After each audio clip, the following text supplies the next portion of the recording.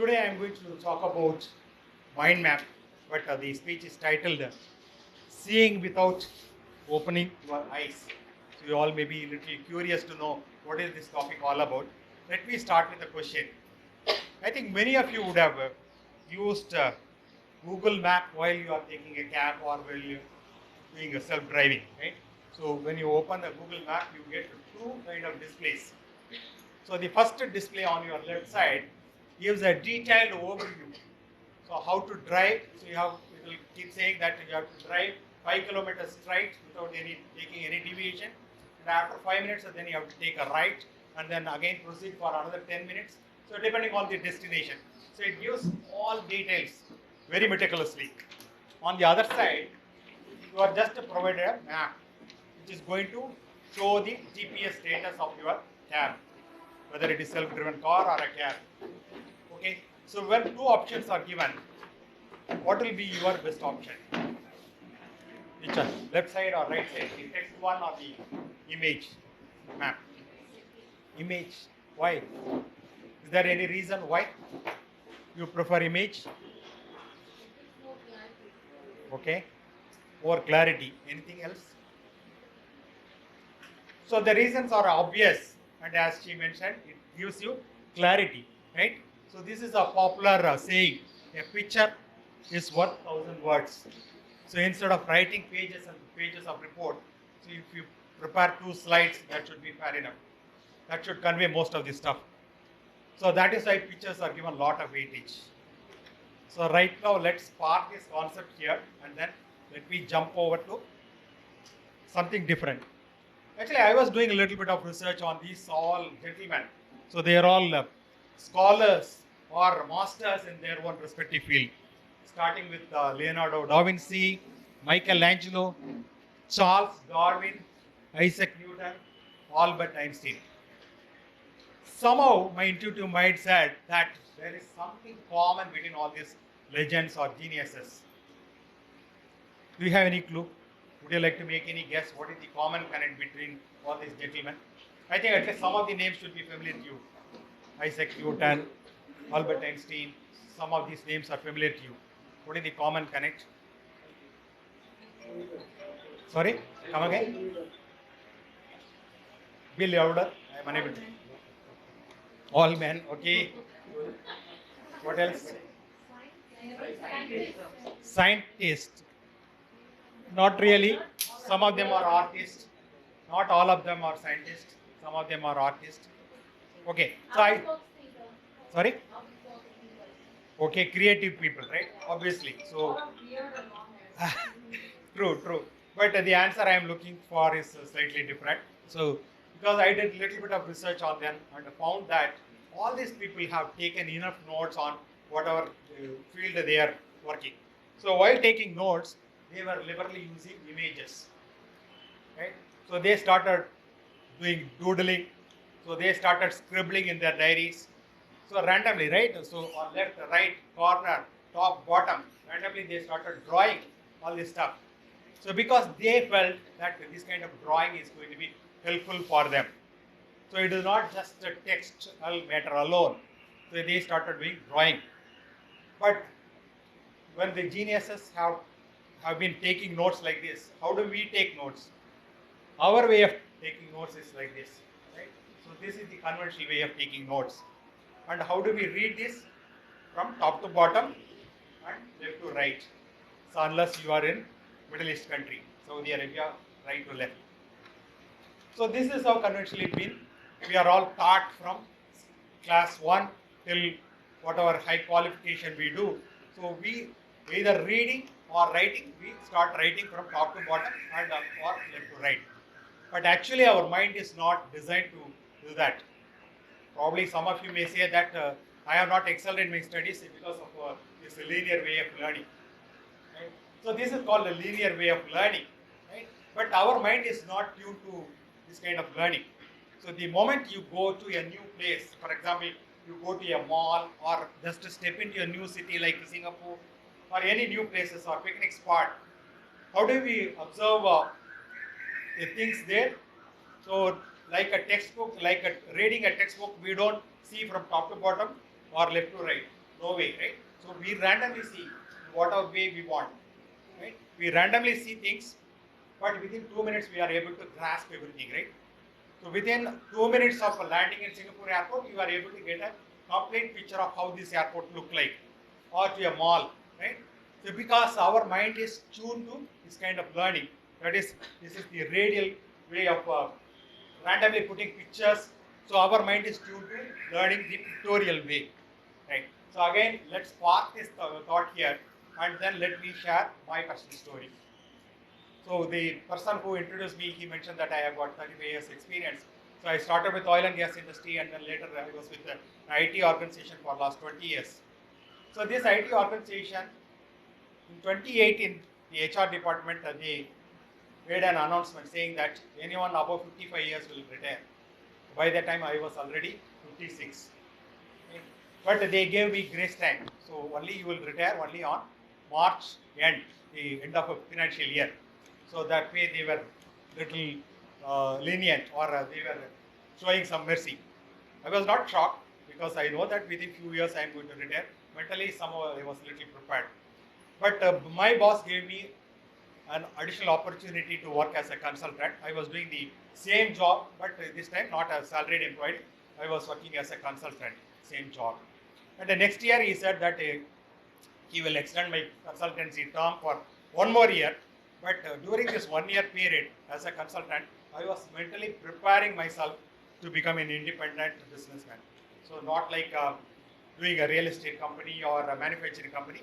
So I want to be on my own without having any employees. So I am not very comfortable in managing people. So I want to be a solopreneur. So entrepreneur who is working in a solo manner. So solopreneur. So and the job I was looking for was to be a trainer, because teaching is in my family. My father was a headmaster, my mother was a PG teacher. So all my uncles and aunts, they were all teachers. So I want to be a trainer, and then later I wanted to become a speaker, right? So instead of being a trainer, trainer means you have to go and toil, right? You have to speak for 8 hours, 9 hours, right? But my focus was to become a speaker, which was closely related to training. But almost for 6 months, I could not come out with any concrete idea. So I didn't know, because this speaking business is very new to our country. So this is called professional speaking or keynote speaking. So there is no clear defined definitions. So there is no guidelines. So of course, in 2019, I joined an organization called Professional Speakers Association. So normally, we kind of people, we go and speak on conferences as a keynote speaker. So actually, that is a rewarding job, but a long way to go in countries like India. So in Western world, they are all highly paid. So that is what I was ambitiously looking for, but I was little clueless. But once I went for a guest speaker opportunity, the organizers provided me a compliment. So it was not a memento, it was in the form of a book. This book was written by a person called Tony Buzan. So the book is titled The Mind Map Book. So when I started reading this book, I got a lot of insights, and totally I got elated, excited, because it was giving a lot of new material, new ideas. So whatever some time back I was mentioning about the way of learning through images and pictures. Right? So with the help of the book, I started exploring further. So this book was written by this person, gentleman. So he is basically an English author. So he is actually a multifaceted person. So primarily dealing with psychology, neurology, this kind of stuff. And he invented a concept known as mind map in 70s. So to be precise, 1974. So in fact, he was running a series on BBC TV, and at that point of time, he came out with a concept known as mind map.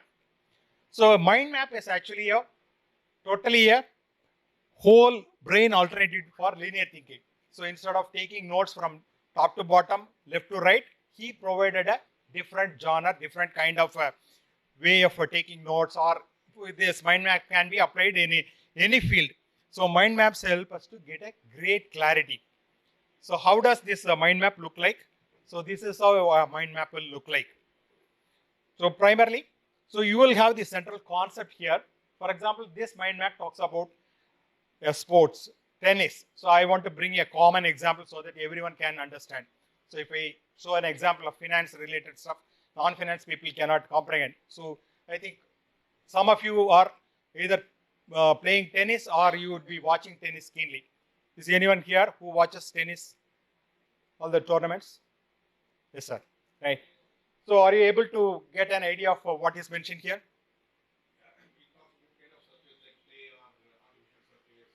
Yes. Thank you. So actually here in a single image, all the key elements of tennis, they are all mentioned here. For example, what are the principles in playing tennis? Each game has got a principle, and then you will have different kind of shots, front end, back end. So all that they are mentioned here. Then the scoring pattern. The scoring pattern varies from game to game. So tennis and badminton may look like same, but actually tennis scoring is different. You have something known as game, set, and finally the match where the winner is declared based on the score, right? And then we have different kind of surfaces, clay surface, grass surface, artificial turf, etc.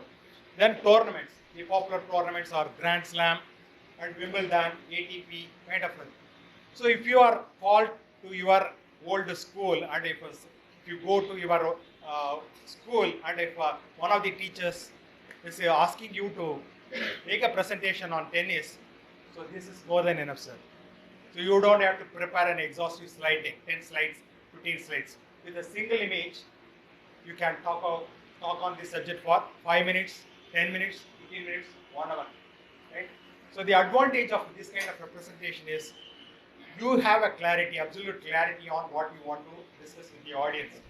The advantage for the audience is to get a 30,000 feet overview, right? So the moment you talk about tennis and quickly explain each one of them, then they'll get a high level overview. And depending on the time, depending on the audience interest, you don't have to talk on all the subjects. Or you can say, today in the first session, I only want to focus on the shorts. So of course, I will give a quick overview about all the subjects, but today I am going to talk only about shorts. So the audience will clearly understand. So what is the high level overview as well as 3000 feet overview, right? So either you can have a high level overview or a drill down view, right? So this concept can be applied on any subject, any subject. So this is where I started using mind map. And let me also give you some of the rules, and then again I will come back to this image. So when you start writing a mind map, so either you can use it with the help of a software, or you can take a piece of paper and then draw with the help of some color pencils or sketch pens, right? In the center, you should have the core subject. The core subject will be mentioned in the center. And the subtopics will be radiating outside the central circle. Then the third one is connect all these topics with the help of lines. What kind of lines? Curvilinear lines. What do we mean by curvilinear lines? Just something like a free hand, right? So you don't have to take your geometry box, scale, set square. So you don't have to draw straight lines. Just connect with curvilinear lines. Are you able to see the curvilinear lines here? So each one is almost like a hand drawn. So there is a reason why Tony Buzan was suggesting this. Any idea why he was suggesting curvilinear lines instead of straight lines? Just to make a guess. Tony Buzan was, as I said, he is a great psychologist, neurologist, and he was extensively studying about our brain. And he said that any learning should be closely aligned with our brain, right, or nature. So in nature, whatever we see, they are not in the geometrical shape like a rectangle or triangle or a parallelogram. So everything is curvilinear. The moment you see a leaf, a flower, the shape of a cloud, a drop of rainwater or dew drop, everything is curvilinear in nature. So that is why if you start drawing curvilinear lines, that will be close to nature and that will also be close to your brain. And use keywords on the subtopics. Just the keywords. Don't write big sentence. You don't have to write how the backend should be played. Just mention backend. And if you know the subject, you can talk 5 minutes on each subtopics, right? Each subtopic you can talk for 5 minutes. Serve, forehand, backhand, volley. So one hour is over, right? Within 1 hour, you can speak on each brand. So depending on time allotted, you can take advantage with the help of a single image, right? With the single help of a single image, and color the branches, right? So if you see here, so it is not monochrome. So it is not everywhere. I cannot use the color of blue. I cannot use the color of red. Multiple colors are there. And again, there is a reason. So probably you can take clue from the previous question. Why we have not used straight line, we used curvilinear lines. So now there is a reason why colors are insisted. Any idea? Okay, okay. Any other? You are partially right. Any other answer? In nature also everything is colorful, right? So the moment you see sky, sea, sun, or even the man-made objects like a mall, wherever you go, you see colors. Nothing is black and white in the world except the black and white movies that were shot long time back, right? Except that everything is colorful. So that is why if you start using color, again it is closely associated with nature and your brain. So these are all some of the ground rules how you will develop a mind map. So keeping these principles in mind, I started drawing mind map for my future. So as I said earlier, I wanted to become a professional speaker. So for which, what are all the things needed? So I need to identify what genre I need to speak. So am I going to talk on motivation speeches, or am I going to talk about entertainment speeches? What kind of speech, right? So in television, you could see some people, they are all popularly known as humorous speakers. So am I going to be a humorous speaker, or what is that, stand-up comedian? So different genres are there. Then what topics? So am I going to talk on a single topic or multiple topics? Then finally, once I decide on all these parameters, how am I going to market myself? How am I going to network with people so that I get more opportunities for speaking? And finally, customer relationship. So these were all the high level subtopics. Then I have to drill down. So for each one of them, I started adding subtopics. For example, genre. One is known as professional speaking, meaning I go and give a speech and then I'll get paid. Right? Like any other profession, like a doctor, auditor, you go and give a speech and you get paid. The other alternative is pro bono speaking. So most of the time colleges call you for guest speaking and they will provide you a small memento. That's it. Right? So it is called pro bono speaking. So you are not paid for money. For the pleasure of speaking, you are going to pay. And when you look into the topics, life skills are there, technology. So as I said, I'm an engineer and I've been in the refinery for 15 years and IT organization. So obviously technology is my core strength. Am I going to speak on technology topics? Then when I talk about marketing, digital assets. So a lot of digital assets are there. So how am I going to create them? And am I going to be present in different kind of social media? So these are all the subtopics. Networking. So where all I am going to become a member? How am I going to leverage this membership or affiliations? And in terms of customer relationship, before event and after event, what are the tasks I need to perform? And again, I drill down. So this right now, this mind map become little complex. So though the image becomes complex, but I got a lot of clarity. Right? For example, I said yes, I am going to speak on professional speech. I am going to be a professional speaker as well as a freelance speaker. For example, if I want to give a free speech, probably I may speak in Toastmasters or academic institutions when a college or university calls me as a guest speaker, I'm okay for it. Or some NGOs, right? So Rotary Club, Lions Club, I'm okay. But whereas when I go to corporate or when I go and speak in a conference, I would like to be paid. So that is how I define my scope. Then on topics, life skills, yes, I'm not very I'm not limiting myself to technical topics. I want to talk on generic stuff like mind mapping. So this is an interesting topic. Then something known as design thinking, business storytelling. So these are all the topics I want to speak on. And on technology topics, as I said, oil and gas industry overview. So many of the petroleum institutions I go and give a lecture on these topics. Then on marketing digital assets, I need to have a special email ID. I cannot use my Hotmail or Gmail ID when I make a professional communication with the different stakeholders. I need to have a website. I need to have slide decks. I need to have videos, books, brochures, flyers, etc. Then once all these things are ready, I need to appropriately put them in LinkedIn, Facebook. So these are all part of social media presence. I need to establish my brand with the help of social media. Then marketing and your networking. So I need to be a member in bodies like Toastmasters or Professional Speakers Association so that I come to know what are the latest developments, etc. And customer relationship, when I try to identify new customers, I need to contact them and I need to share flyers. And once an opportunity is given, I have to do a lot of follow-up activities.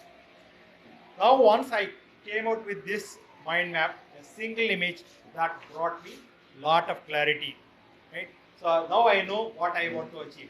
Each task may take couple of weeks, or some of the activities may take couple of months, but I know what needs to be done. So I can as well listed all these activities in an Excel sheet or in a notepad, but seeing them in a pictorial manner, that helped me a clarity. So are you agreeing with me? So is this better than an Excel sheet or a Word document? Right, thank you.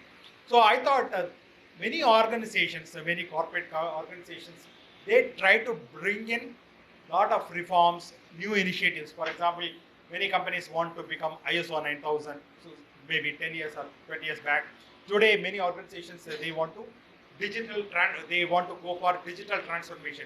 So this is a new initiative and the corporate is willing to spend huge money, but still they have a lot of challenges, like they are not able to achieve on the target date. So they said that next year by this time we will have to get ISO 9000 certification. But next year by this time only 70% of the activities would have been completed. So digital transformation. So we want to make progress, but still after 6 months nothing has happened. Everything is only in communication through paper. The real things are not happening. And most of the times the managers or the top bosses think that people are reluctant. They are not willing to cooperate. Right? They are not willing to cooperate. They are not actively contributing. So all these activities effort need to be put in beyond their regular work. So beyond their regular work, they have to contribute. Suppose if it is ISO 9000, they have to do some extra documentation, follow some extra process. At least you reach till you reach the steady state. But generally people are reluctant. But do you know the reason why people are reluctant or why these kind of initiatives take a little more time than planned? Very few organizations, they are able to achieve on target date. Most of the organizations take more time. So any reason? So it is because of lack of clarity, right? So management would have made sessions, awareness sessions, or they would have sent you circulars.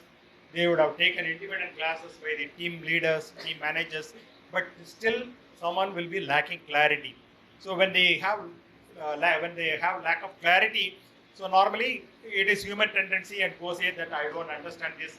So generally people, they don't go and tell the immediate boss and say, sorry, I attended your session, but still I don't have clarity. Can you teach me again or can you tell me again? So each one will be silent and keep quiet, and ultimately this is going to result in the not making a progress. So what looks like a resistance is a lack of clarity. So it is because of lack of clarity, many initiatives are not going as expected. Right? This is where mind map is going to be useful. So as I said earlier, the first few months after my retirement, I was also having lack of clarity. I was not resistant. I was not lazy. I wanted to achieve something, but I was not having clear idea of what I need to do. But the moment I started reading about mind map and the moment I came out with the single slide, the image, then I was absolutely clear. So today this mind map can be applied in many fields. So I'll give a couple of examples where we'll get clarity. For example, any organization, they do something known as SWOT analysis. What is SWOT in India? So do you do it at department level or at organization level?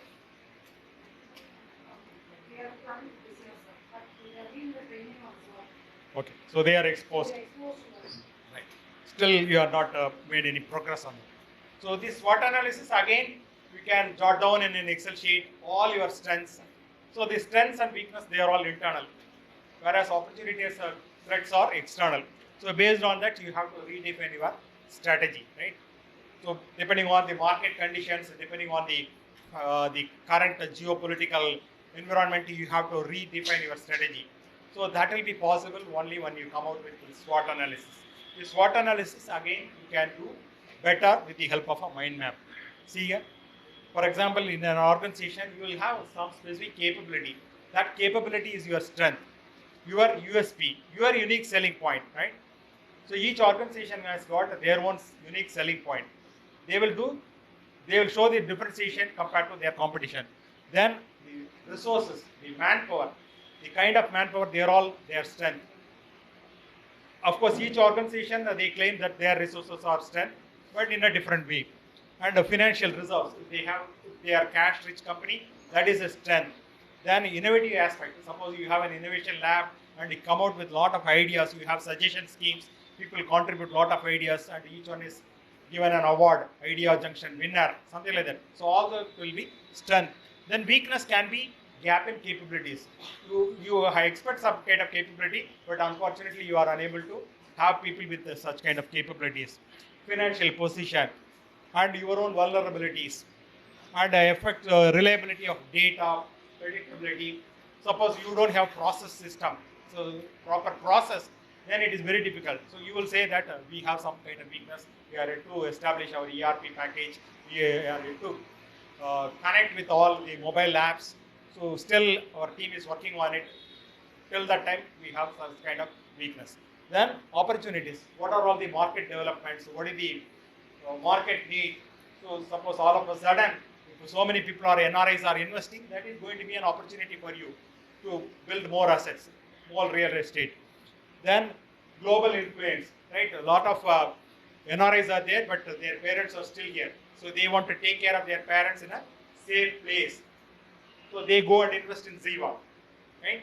So they are all your opportunities. Similarly, you will also have threats. So with this kind of mind map in a single diagram, so it is not only for bringing clarity for you. Whenever you conduct team review meetings with a single slide, you can discuss on each of the line items. So that will give absolute clarity for the audience. Similarly, business contingency plan. So every business can take a toss due to different kind of emergencies. So all of a sudden, no one expected Corona or COVID 2 years back, right?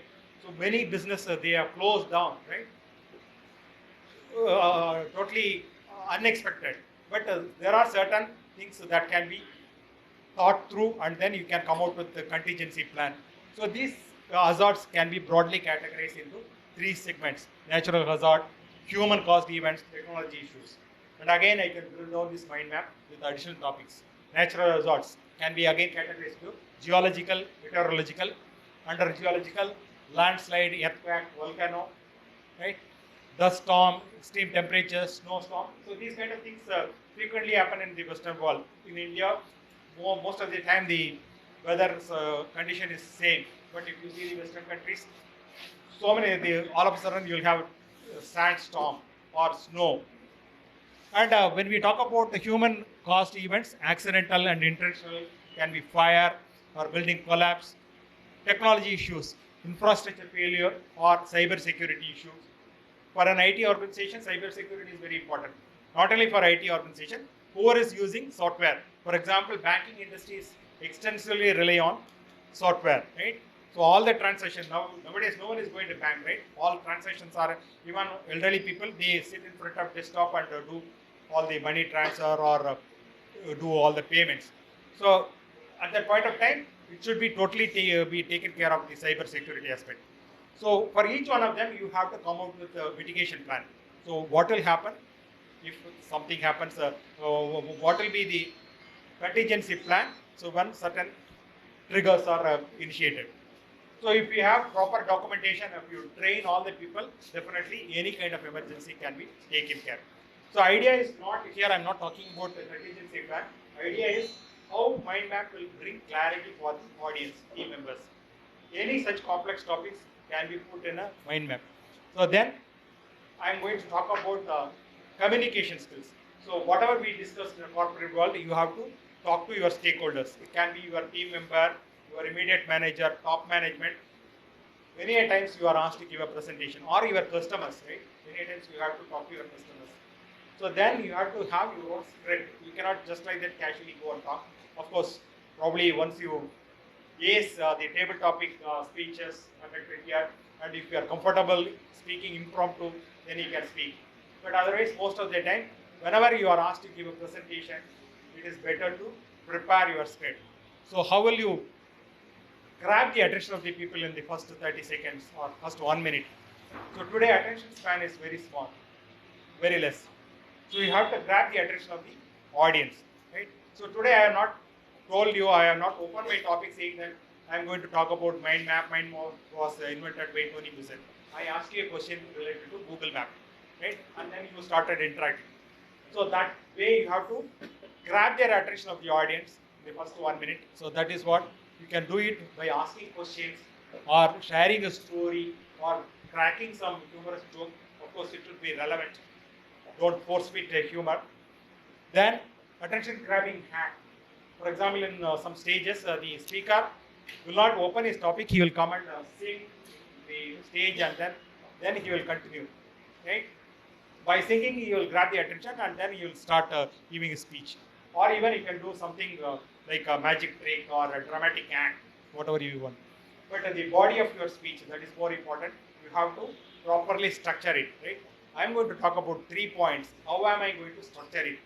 For example, if in any informative speech, for example, if one of you is asked to give a presentation on the role of real estate in today's economy, so it's a little complex topic, right? So if you are asked to prepare a speech, then you can say on what are all the bullet points I'm going to talk. And simple way to structure your thought is asking 6 questions: what, when, why, where, who, and finally how.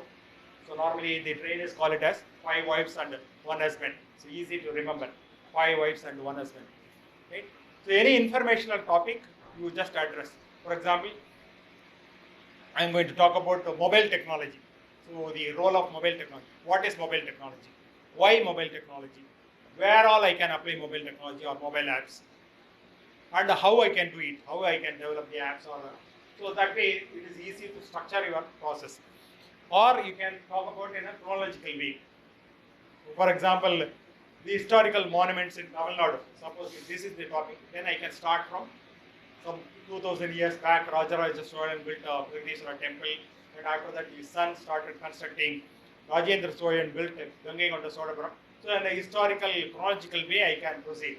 So that is one kind of approach.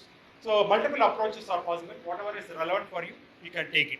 And then support elements. For each point, each bullet point, you have to give some kind of support. Otherwise, it will look like a very dry presentation.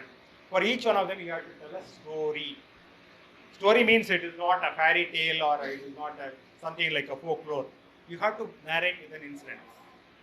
So, for example, if you see all the popular speakers in Tamil Pattimanam world, all the popular speakers, they narrate a story. So, this will be a goody story or it will be a little longer story.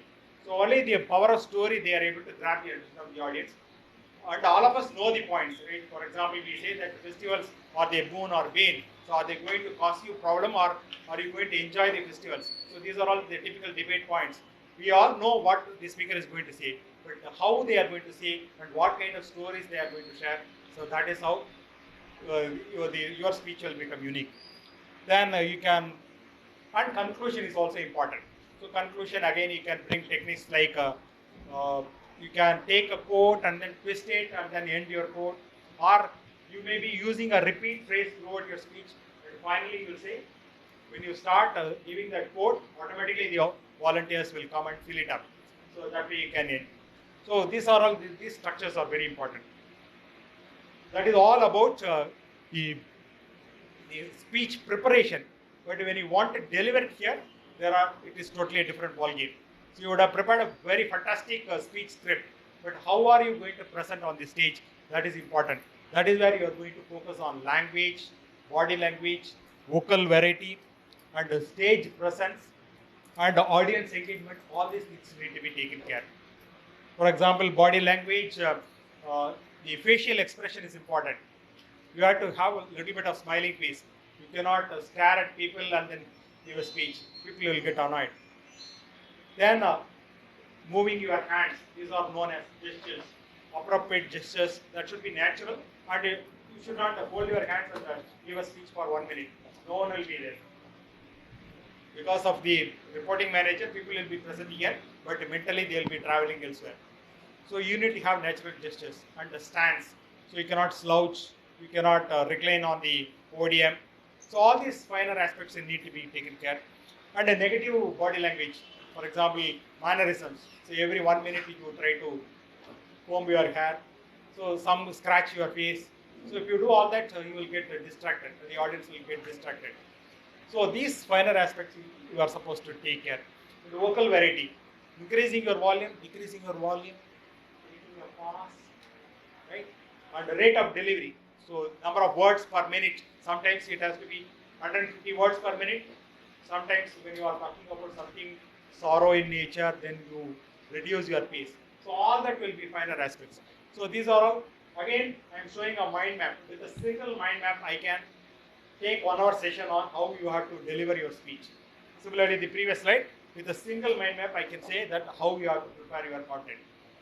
So today, mind map, the application of mind map is endless, right? So whether you are a writer, author, event planner, project manager, everywhere mind map can be used. Even starting with your resume, right? So resume normally it is written in a linear fashion, right? But you can, before you start preparing your resume, you can put it in mind map. Okay, what are the things under educational accomplishment? That will be one subtopic. Then your awards, recognitions, accolades, testimonial, that will be another sub point. Then under your certification programs, diplomas, additional qualifications, that can be another sub. Then you can play around with this mind map till you get satisfied. And once you are satisfied, finally you can put it in your normal resume format. So I am not saying that the mind map can replace all your conventional documentation, but whenever you start something new or when you want to get clarity, you can use mind map. So after that, then you can go back to your traditional documentation. So even all this contingency plan, all the things I have discussed, but in a corporate environment, it will be in the form of a standard operating procedure. They will not circulate mind map. You can have it in proper documentation, but when you are taking a session for your team members, try to use a mind map so that you will have clarity, they will have clarity. You can use it for event planning. When you are organizing an annual event, there are several committees, reception committee, logistics committee, program committee, gift and other, for that one committee will be there. Each committee, they will have their own roles and responsibilities. So all that you can put in a mind map. And for example, if you are planning for an annual event which is going to happen after 1 year, after 6 months, every 2 weeks we are supposed to do a review, right? The status review. So just to open the mind map and then discuss, and then if you are comfortable, then everyone can come to kind of consensus. Then you can use it for reviewing a book or authoring a book. Project plan. So project plan, traditionally we use Project Primavera or MS project management tool. So these are all traditionally being using tool. I think some of you would be using project management tool, right? But next time try a mind map. So mind map, you don't, it is not mandatory that you have to use a software. You can use it with the help of a paper and pen, right? But today software, they are all, several mind map software, they are all available, and you don't have to pay, so you get a free version of it. So just take your mobile phone, go to Google Play Store and then type in mind map. There are several mind maps there available. Only thing, the free software have some limitation. Probably some of them will not work after 2 months, or it will have limited features. But most of the features are available as provided in a paid software. The advantage of having a software-based mind map is you can save it, you can archive it, and then you will have the flexibility to manipulate. At any point of time, you can drag and drop, whereas that is not possible in a paper-based mind map. But irrespective of the application, mind map is going to give absolute clarity. Now, are you all convinced that the mind map is bringing clarity? So once you have clarity, then you don't have to open your eyes to see something. So if you want to see your goals, if you want to see your project plan, if you want to think about your future activities, you don't have to open your eyes. So even if by keeping your eyes closed, you will be able to see. So with that, let me conclude this session today. I guess there are no more questions. Thank you, Chamu. Thank you so much for this wonderful opportunity. Thank you, Sundar.